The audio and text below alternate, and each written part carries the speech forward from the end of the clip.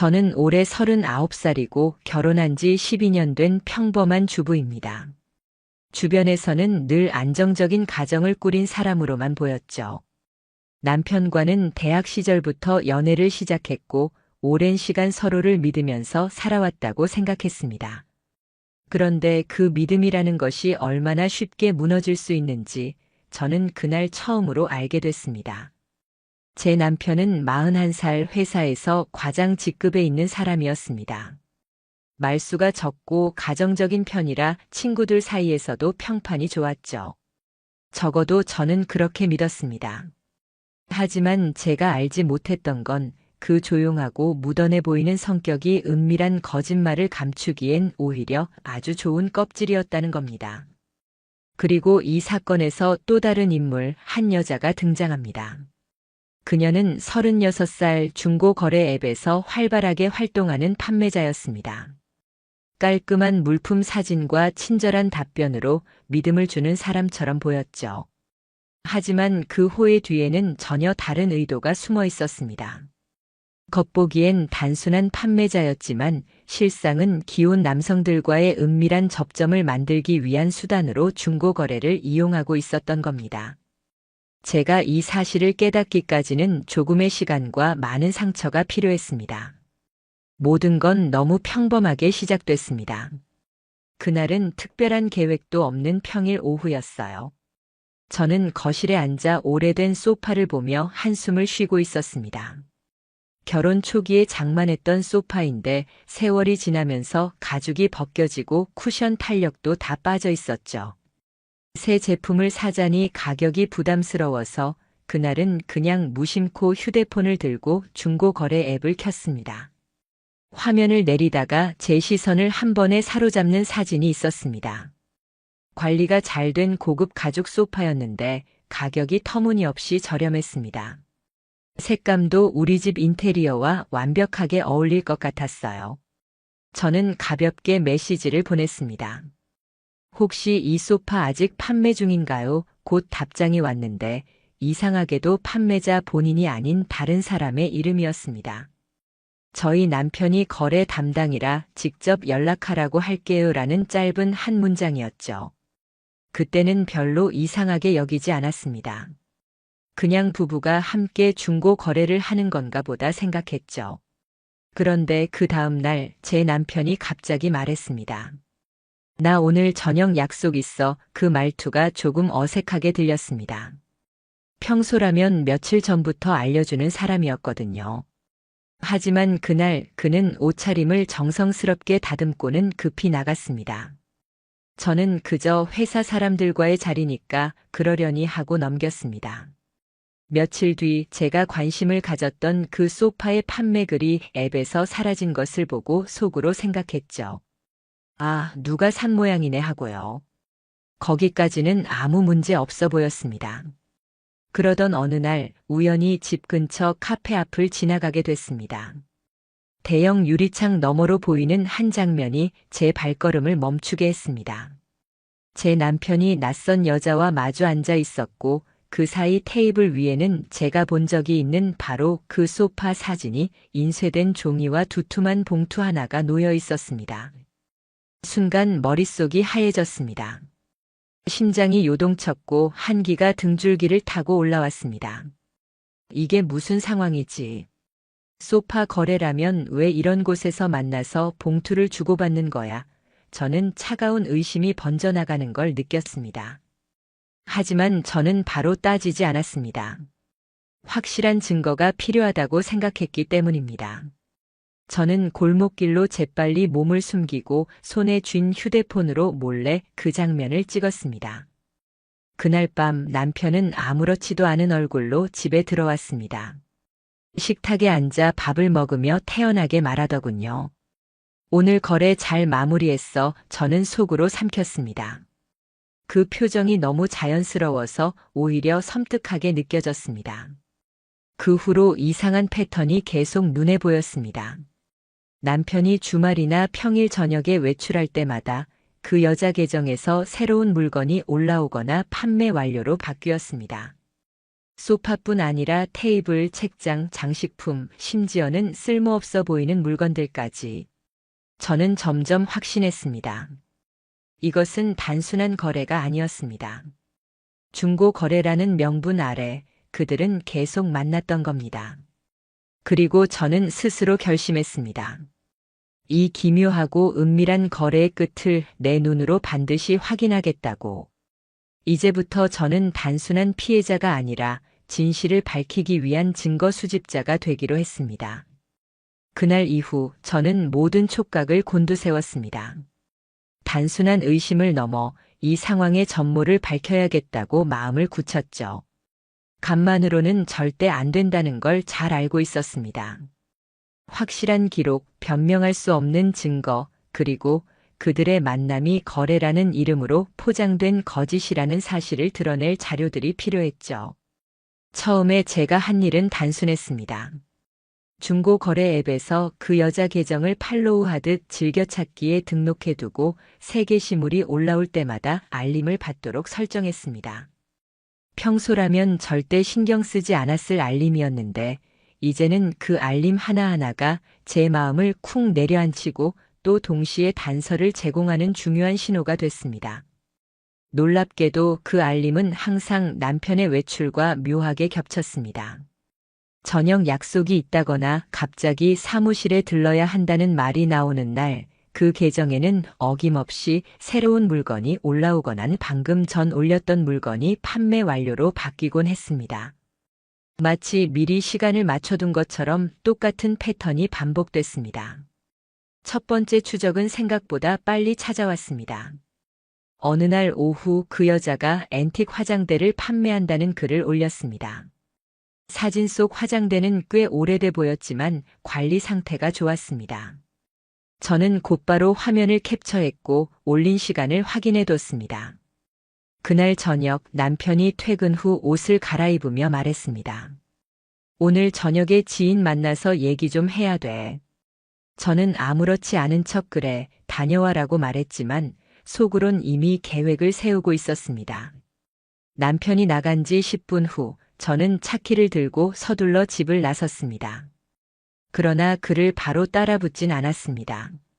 만나는 현장을 보다 자연스럽게 포착하려면 약간의 간격이 필요했습니다.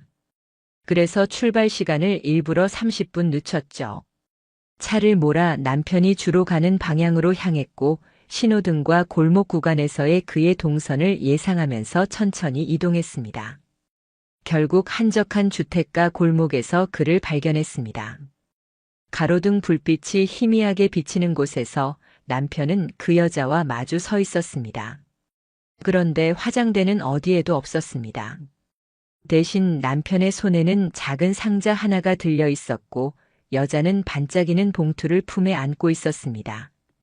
두 사람은 웃으며 무언가를 주고받았고 그 순간의 표정은 거래라는 단어와는 너무나 거리가 멀었습니다.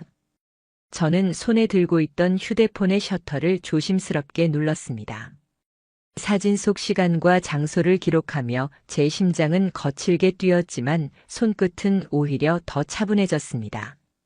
이건 단순한 질투가 아니라 진실을 잡는 수사라고 생각하니 오히려 머리가 맑아졌던 겁니다. 그날 이후 저는 남편 외출 때마다 비슷한 방식으로 뒤를 밟았습니다. 카페에서 만나기도 했고 어두운 공원 벤치에서 긴 대화를 나누는 걸 보기도 했습니다.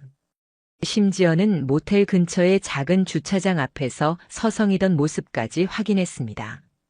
물건의 종류는 점점 수상해졌습니다.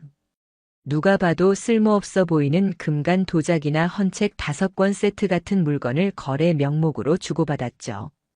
그리고 그 물건들이 실제로 그들의 집 안이나 차 안으로 들어가는 모습은 한 번도 보지 못했습니다. 마치 소품 같은 존재였고 진짜 목적은 서로를 만나는 것뿐이었습니다. 저를 확신하게 만든 건 한 장의 사진이었습니다. 어느 날 그 여자 계정에 대형 소파 판매 글이 올라왔습니다. 사진 속 소파는 색상, 질감, 디자인까지 우리 집에 있던 것과 너무나 비슷했습니다. 저는 다시 캡처를 하고 올린 시간을 기록했습니다. 그날 저녁 남편은 오늘 늦게 들어갈 것 같다며 휴대폰을 가방에 넣었습니다. 이제 저도 준비가 돼 있었습니다. 녹음기가 달린 작은 카메라를 가방 안에 넣고 차 안에는 위치 추적이 가능한 장치를 설치해 두었죠. 남편의 차가 움직이기 시작하자 저는 일정 거리를 두고 뒤를 쫓았습니다. 결국 그는 한적한 주택가의 골목, 그 여자 집 앞에 차를 세웠습니다. 그리고 소파 대신 와인 박스를 들고 그녀의 집 안으로 들어갔습니다. 그 장면을 찍는 순간 제 머릿속 그림은 완성됐습니다. 거래라는 포장은 더 이상 쓸 수 없는 거짓이었고 그들의 만남은 매번 같은 패턴을 반복하고 있었습니다. 이제 필요한 건 이 흐름을 명확히 기록하고 더 구체적인 증거를 쌓는 일이었습니다. 저는 노트 한 권을 마련해 날짜, 시간, 거래 물품, 남편의 외출 시간, 장소, 그리고 찍은 사진이나 영상 파일 이름까지 일일이 기록했습니다. 남편과 그 여자의 관계를 밝혀낼수록 제 마음속 복잡한 감정들은 차갑게 가라앉으면서도 한편으론 뜨겁게 타올랐습니다. 이제 끝까지 가보자. 그 순간 제 머릿속에는 더 이상 주저라는 단어가 남아있지 않았습니다. 다음번 그들의 거래가 이루어질 때 저는 그 현장을 누구보다 가까이에서 지켜볼 준비가 돼 있었습니다. 그날 밤 저는 하루 종일 찍고 기록한 사진과 메모를 컴퓨터 앞에 펼쳐놓고 앉았습니다. 모니터에는 중고 거래 앱 화면 캡처 수십 장이 띄워져 있었고 옆에는 날짜와 시간, 장소가 빽빽하게 적힌 노트가 놓여 있었습니다. 한 장 한 장 사진을 넘길 때마다 남편과 그 여자의 웃는 얼굴이 제 머릿속에 파고들었습니다. 이 상태로는 제 감정만 소모될 뿐이었습니다. 분노와 상처는 이미 충분했고 이제는 결과를 만들어야 한다는 생각뿐이었죠. 그래서 저는 다음 날 아침 바로 변호사 사무실을 향했습니다. 변호사 사무실은 회사 건물 7층 한쪽에 자리 잡고 있었습니다. 문을 열고 들어가자 단정한 정장이 잘 어울리는 남자 변호사가 앉아 있었죠. 저는 준비해온 USB와 노트를 꺼내 테이블에 올렸습니다. 이게 지금까지 제가 모은 자료예요. 날짜, 위치, 외출 시간, 그리고 그 여자가 올린 물건 기록까지 전부 있습니다. 변호사는 꼼꼼하게 하나하나 살펴봤습니다. 사진을 확대해서 보기도 하고 앱의 게시물 날짜와 제 기록을 대조하면서 고개를 천천히 끄덕였습니다. 이 정도 자료면 부정행위 가능성은 충분히 인정받을 수 있겠습니다. 특히 거래 물품과 외출 날짜가 정확히 겹치는 패턴이 반복되는 게 크죠. 그 말을 들으니 마음 한구석에 있던 불안감이 조금은 사라졌습니다. 하지만 변호사는 곧 진지한 표정으로 덧붙였습니다. 다만 여기 있는 기록만으로는 아쉽습니다. 물건 거래 자체가 불법은 아니니까요. 두 사람이 주고받은 물건이 거래와 전혀 무관하다는 점, 혹은 실제 관계를 짐작할 수 있는 장면이 필요합니다. 저는 그 말에 크게 고개를 끄덕였습니다. 변호사의 말은 합리적이었고 저 역시 그 부분을 알고 있었기 때문입니다. 그래서 우리는 구체적인 계획을 세우기로 했습니다. 계획의 핵심은 패턴 분석이었습니다. 그 여자 계정이 물건을 올리는 시점, 남편이 외출하는 빈도와 시간을 대조해 다음 거래 날짜를 예측하는 것이었죠.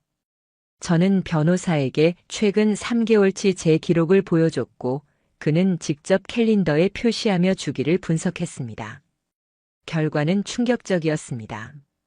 거의 2주 간격으로 새로운 거래가 이루어지고 있었고 대부분 평일 저녁이나 토요일 오후에 집중돼 있었습니다. 다음 거래는 아마 이번 주 토요일일 가능성이 높습니다. 변호사는 차분하게 말했지만 제 심장은 점점 빨라졌습니다. 그 주 토요일 오후 드디어 그 여자 계정에 빈티지 테이블이라는 새 물건이 올라왔습니다. 사진 속 테이블은 유난히 장식적이었고 실생활에 쓸모가 크게 없어 보였습니다. 저는 화면을 캡처하고 변호사에게 메시지를 보냈습니다. 올라왔습니다. 토요일 3시 게시물입니다. 답장은 바로 왔습니다. 계획대로 진행합시다.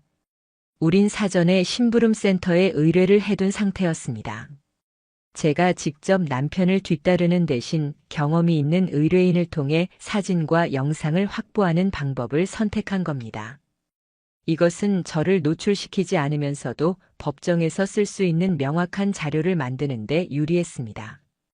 토요일 저녁 남편은 평소처럼 아무렇지 않은 얼굴로 말했습니다. 오늘 회사 동료랑 저녁 약속 있어. 저는 눈도 마주치지 않은 채 그래, 다녀와라고 대답했습니다. 심부름센터 팀은 남편이 집을 나서는 순간부터 차량을 따라붙었습니다. 그리고 몇 시간 뒤 변호사로부터 연락이 왔습니다. 확보했습니다. 영상에 남편이 테이블 대신 작은 쇼핑백을 들고 나오는 장면이 잡혔습니다. 그 안에 와인과 꽃다발이 들어있어요. 그 말을 듣는 순간 저는 주먹을 꽉 쥐었습니다. 거래를 위장하는 방식이 이제는 너무 뻔했습니다. 와인과 꽃다발은 더 이상 변명의 여지가 없는 물건이었죠. 그것은 명백한 데이트 준비물이었으니까요. 다음 날 저는 중고거래 앱 화면 캡처, 판매자 계정 기록, 거래 일시와 남편 외출 패턴, 그리고 이번에 확보한 현장 사진과 영상까지 모두 정리해 변호사에게 전달했습니다. 그는 자료를 넘겨받으며 단호하게 말했습니다. 이 정도면 상간남과 상간녀 소송에서 매우 유리합니다. 준비 바로 시작합시다. 그날 이후 제 머릿속에는 더 이상 물러설 생각이 사라졌습니다. 저는 스스로에게 다짐했습니다. 이제는 내가 이 싸움을 끝까지 끌고 간다. 그들이 만든 거짓의 막을 완전히 걷어낼 때까지.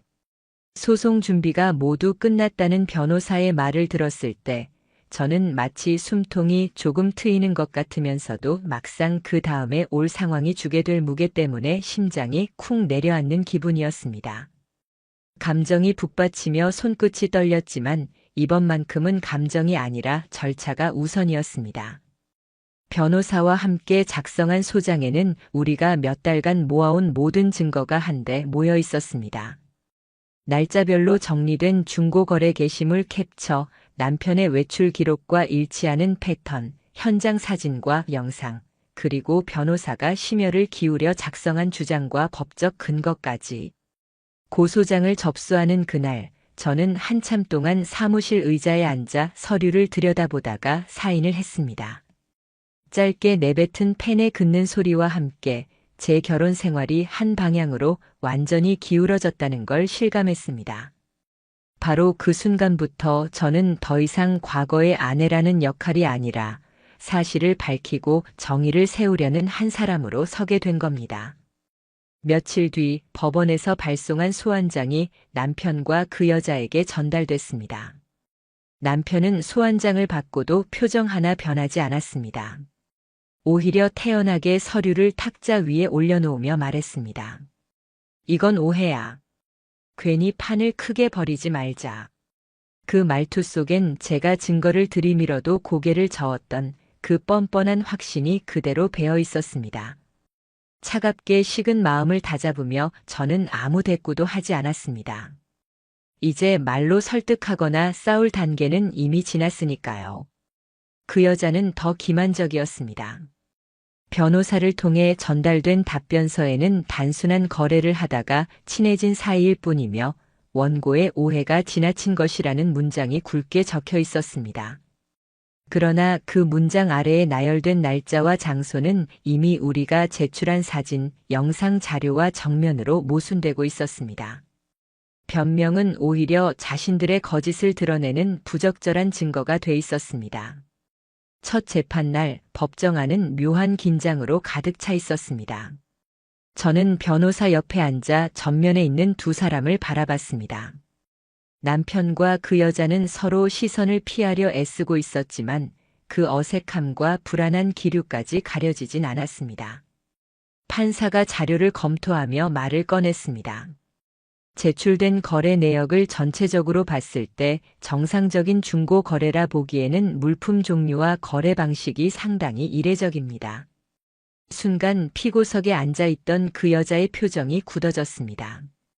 저는 그 미세한 변화를 놓치지 않고 마음속에 새겼습니다. 재판 과정 중 변호사가 준비한 한 장의 문서를 판사에게 건넸습니다. 그것은 우리가 미처 예상하지 못했던 추가 폭로였습니다. 거래 내역을 정밀 분석한 결과 그 여자 계정에는 남편뿐만 아니라 다른 기혼 남성들과의 거래 기록이 반복적으로 나타난 것이었습니다. 판사가 그 부분을 읽으며 고개를 들어 피고 쪽을 바라보자 순간 법정 안은 정적에 휩싸였습니다. 저는 귀를 의심했습니다. 남편의 배신만으로도 충분히 고통스러웠지만 그 상대가 상습적으로 가정을 파괴하는 인물이었다는 사실은 더욱 기가 막혔습니다. 그 사실을 확인한 변호사는 재판에서 피고의 행위는 단발성이 아닌 상습적이고 계획적인 부정행위로 원고에게 심각하고 지속적인 정신적 피해를 주었다고 강력히 주장했습니다.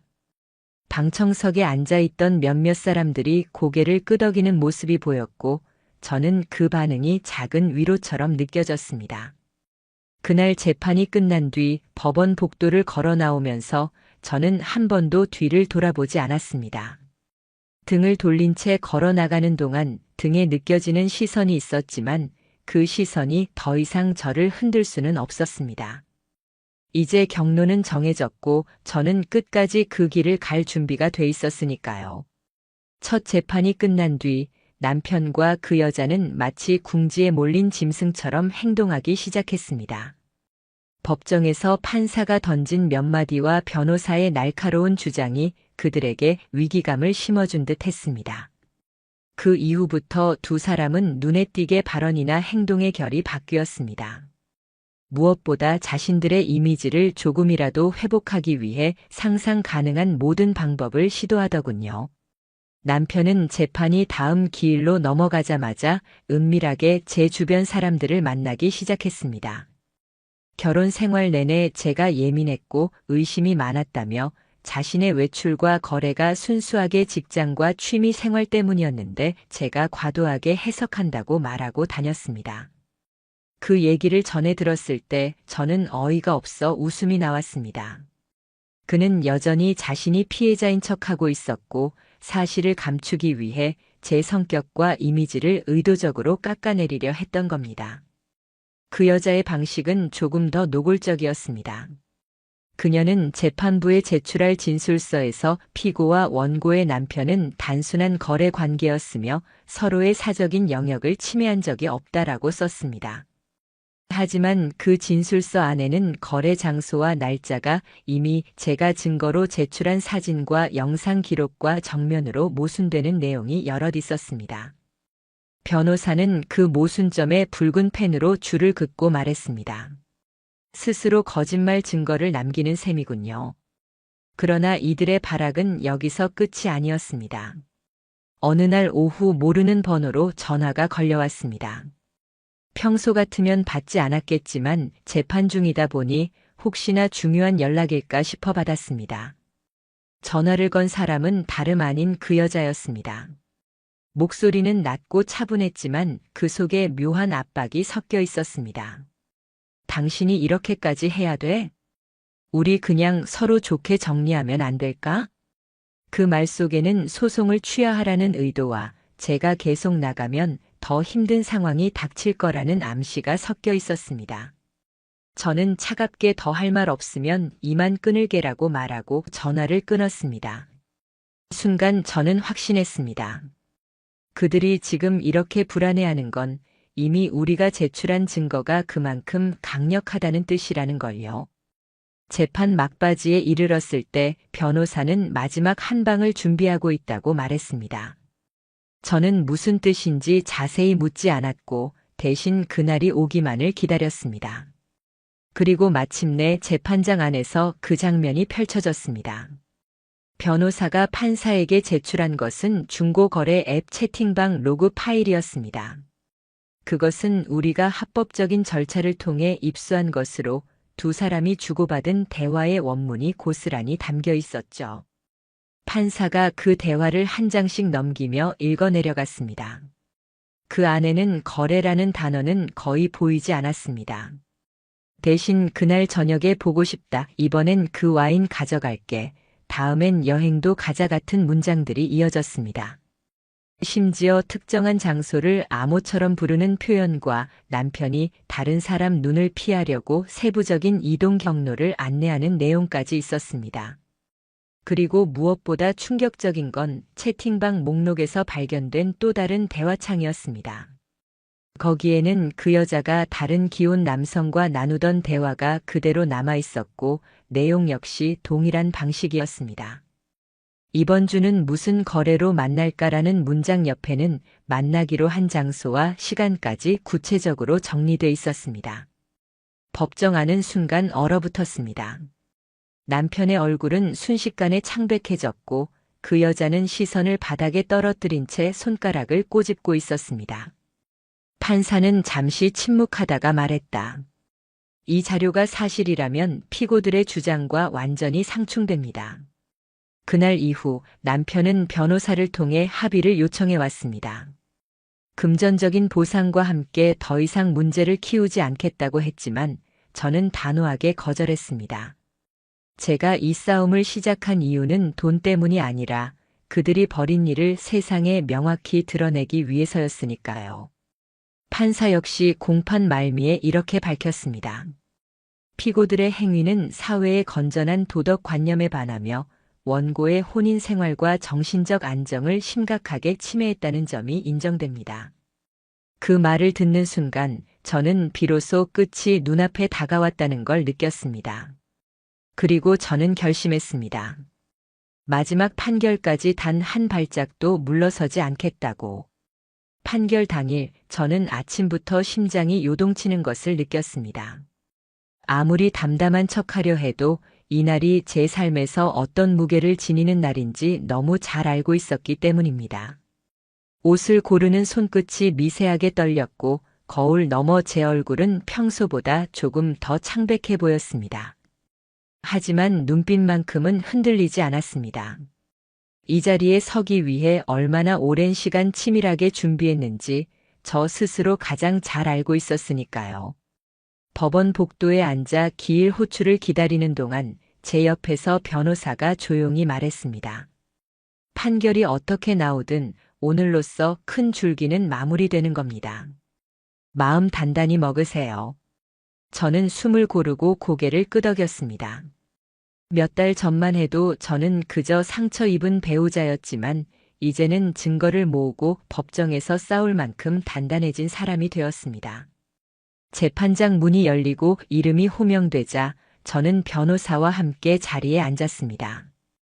판사의 표정은 단호했고 안경 너머로 서류를 꼼꼼히 훑어보는 눈빛이 여느 때보다 냉정하게 느껴졌습니다. 피고석 쪽을 흘깃 보니 남편은 고개를 숙인 채 손을 맞잡고 있었고 그 여자는 창백한 입술을 꾹 깨물고 있었습니다. 단 한마디도 나누지 않는 두 사람 사이에는 이제 어떤 연대감도 남아있지 않은 듯 했습니다. 잠시의 정적이 흐른 뒤 판사의 목소리가 울렸습니다. 피고 땡땡과 피고 땡땡은 공동으로 원고에게 정신적 손해배상금 3천만 원을 지급하라. 그 한 문장이 제 머릿속에 천천히 그러나 굵게 새겨졌습니다. 심장이 한번 크게 뛰고는 갑갑하던 가슴이 서서히 풀리는 것 같았습니다. 옆에서 변호사가 미세한 미소를 지었고 저는 짧게 숨을 들이마셨습니다. 단순히 금전적 보상이 아니라 그들의 잘못이 공식적으로 인정되었다는 사실이 제게는 무엇보다 큰 의미였습니다. 제가 견뎌온 모든 시간과 고통이 헛되지 않았다는 증거였으니까요.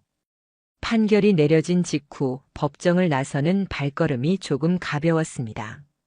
복도 끝에서 기자가 무심히 스치는 소리를 내며 지나갔지만 저는 한 번도 뒤를 돌아보지 않았습니다. 이 싸움의 목적은 세상에 보여주기 위해서가 아니라 제 삶을 다시 일으키기 위해서였으니까요. 하지만 판결은 그 즉시 남편과 그 여자에게도 현실적인 파장을 가져왔습니다. 남편은 회사의 판결 소식이 은근히 퍼지면서 회의실 안에서조차 애매한 시선들을 피할 수 없게 됐습니다. 몇몇 동료들은 대놓고 대화에서 그를 배제했고 결국 그는 인사이동이 결정돼 승진 가능성까지 사라졌습니다. 그가 한때 지키려 했던 사회적 체면은 한순간에 무너져 내렸습니다. 그 여자의 상황은 더 가혹했습니다. 소속돼 있던 동호회와 각종 모임에서 연락이 끊기고 남의 가정을 무너뜨린 사람이라는 낙인이 따라다녔습니다. 중고거래 플랫폼에서는 다수의 신고로 계정이 강제 삭제됐고 같은 전화번호와 닉네임으로 새 계정을 만들려고 해도 이미 블랙리스트에 올라 차단당했습니다. 더는 그녀가 그곳에서 활동할 수 있는 방법은 없었습니다. 재판이 끝나고 몇 주가 지나 저는 주변 지인들을 통해 들었습니다. 그 여자는 가족과의 관계마저 틀어져 부모와 연락을 끊었다는 이야기였고 남편은 집을 나간 뒤 원룸을 전전하며 생활비를 벌기 위해 이곳저곳에서 아르바이트를 한다고 했습니다. 이 모든 소식은 제 마음에 복잡한 감정을 불러왔습니다. 절대 기쁘다고만 말할 수 없는 하지만 분명히 억울함이 조금은 풀리는 듯한 묘한 해방감이었습니다. 제가 바란 것은 복수가 아니라 진실을 드러내는 것이었지만 그 과정에서 정의가 작동하는 모습을 본 것은 제게 중요한 경험이었습니다. 그날 밤 저는 집안을 한 바퀴 둘러보았습니다. 아직도 거실 구석에는 사건의 출발점이었던 소파가 자리하고 있었죠. 저는 미소를 지으며 마음속으로 말했습니다. 이젠 너도 보내줄 때가 됐어. 다음 날 저는 그 소파를 처분했습니다. 그 순간 마치 지난 몇 달의 싸움 속에 함께 굳어있던 제 마음 한 조각이 떨어져 나가는 듯 했습니다. 그리고 새로 들여온 소파에 앉아 저는 조용히 다짐했습니다. 앞으로는 나를 위한 선택만 하자. 다시는 타인의 거짓에 내 인생을 내어주지 않겠다. 판결이 확정되고 시간이 조금 흐르자 저는 마음 깊은 곳에서 묘한 고요함이 찾아오는 걸 느꼈습니다. 몇 달 동안 이어진 팽팽한 긴장과 법정에서의 다툼이 끝난 자리에는 허전함과 함께 서서히 스며드는 해방감이 있었습니다. 하지만 그 고요함 속에서도 다른 쪽에서는 두 사람의 세상이 빠른 속도로 무너져 내리고 있었습니다.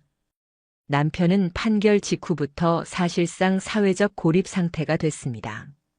회사 안에서도 그에 대한 소문이 은근하게 퍼졌고 머리를 숙이고 있으면서도 등 뒤로 꽂히는 시선을 피할 수 없었죠.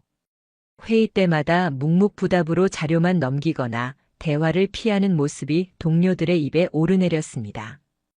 결국 인사부에서 부서를 옮기라는 통보를 받았고 그 자리에서 승진과 미래를 꿈꾸던 계획은 모두 무너졌습니다. 저는 그 소식을 들으면서도 딱히 기쁨을 느끼진 않았습니다. 그저 그가 자신의 선택으로 만든 결과를 받아들이고 있을 뿐이라는 생각이 들었습니다. 그 여자 역시 빠르게 추락했습니다. 소속돼 있던 동호회에서 연락이 완전히 끊겼고 평소 친하게 지내던 지인들마저 차갑게 돌아섰습니다. 나기는 생각보다 무서웠습니다. 남의 가정을 무너뜨린 사람이라는 말은 어느 모임을 가도 따라붙었고 그것은 쉽게 지워지지 않는 꼬리표가 되었습니다. 중고거래 앱에서 그녀의 계정은 수십 건의 신고로 강제 삭제됐습니다. 뿐만 아니라 동일한 이름과 전화번호는 플랫폼 차원에서 블랙리스트에 올려 재가입조차 불가능했습니다. 결국 그녀는 새로운 계정을 만들기 위해 휴대폰 번호와 신분을 바꾸는 일까지 시도했지만 그 과정에서 주변의 차가운 시선을 피할 수 없었습니다. 몇 달 후 지인을 통해 또 다른 이야기를 들었습니다. 그녀는 결국 지금 살던 도시를 떠나 작은 지방 도시에 내려갔습니다.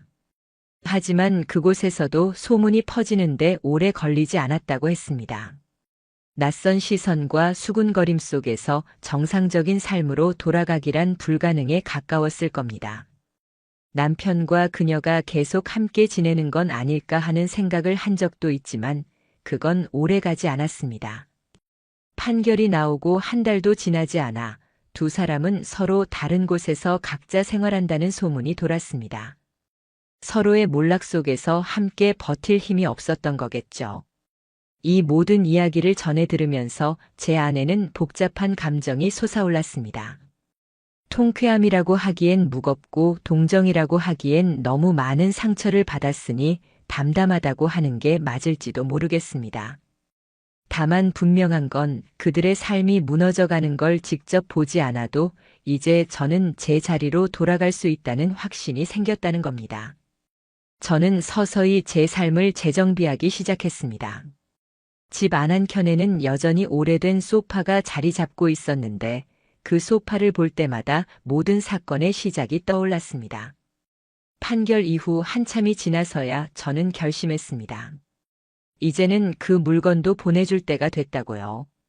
소파를 처분한 날 거실이 한결 넓어졌습니다. 그리고 마치 마음속 한구석에 남아있던 묵은 먼지까지 털어낸 기분이 들었습니다. 새로 들여놓은 소파에 앉아 커피를 마시며 창밖을 바라봤습니다. 하늘은 생각보다 맑았고 바람은 시원했습니다. 저는 그날 스스로에게 조용히 말했습니다. 이제는 나를 위한 거래만 하자. 다시는 타인의 거짓말과 배신이 내 인생을 흔들지 못하도록. 그렇게 저는 과거를 뒤로하고 제 삶의 새로운 페이지를 넘기기 시작했습니다. 더 이상 상처의 무게에 눌려 숨 가쁘게 살지 않고 제 선택과 제 의지로 길을 걸어갈 준비가 돼 있었습니다. 무엇보다 정의는 결코 사라지지 않는다는 걸 확인했으니까요. 그리고 그것만으로도 앞으로를 살아갈 힘은 충분했습니다.